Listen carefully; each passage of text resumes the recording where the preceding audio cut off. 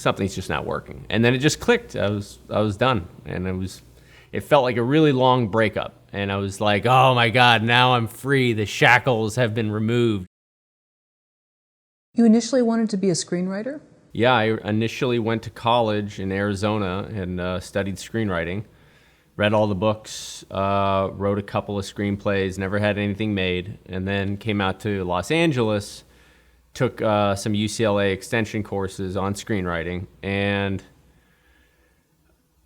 I was like, somehow I think I tricked myself into saying that I was going to be an actor, and so I went full on into the whole actor world and doing the 9 to 5 waiting tables, and then going to auditions when I could, or classes at night, and scene study and paying for coaches and all that kind of thing. It was all under the illusion of storytelling, of like I wanted to just create.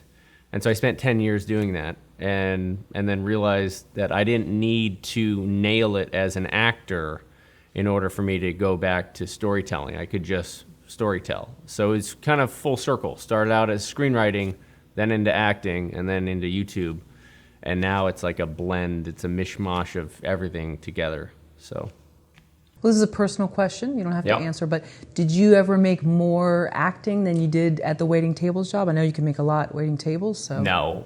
I mean, my experience I'll tell you the thing that kind of made me turn the tables on whether or not I wanted to continue pursuing acting. At this point, I was 10 years down the rabbit hole, and so I'm just throwing good money after bad, and I haven't had that much success. I've been in a couple short films, I've been in a couple movies, been on a TV show.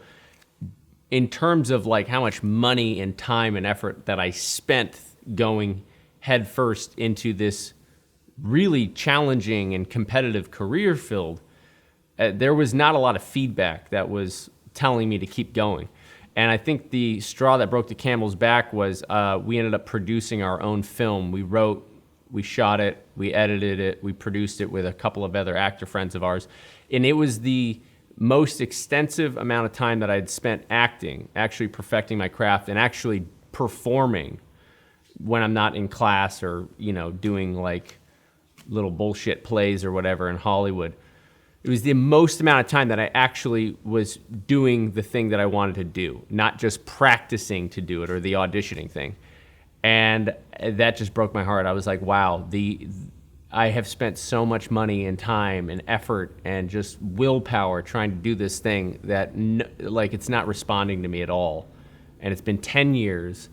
And the most experience that I have is something that I produce myself. Like something's just not working. And then it just clicked. I was done. And it felt like a really long breakup. And I was like, oh my God, now I'm free. The shackles have been removed. I can go do whatever it is that I want to do. I don't have to be an actor. I don't have to do interviews and try to sell movies. And I mean, that's not even the thing.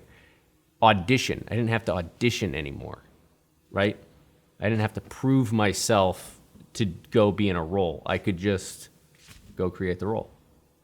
And you were working as a waiter at the time? Yeah, so I spent about 5 years at one restaurant and another 3 years at another one. And so I'd been in the restaurant industry for about 10 years, waiting for that role to come around, or that producer or that director. I mean, that whole stereotype is so true. I mean, you literally are waiting on other people to live your life for you.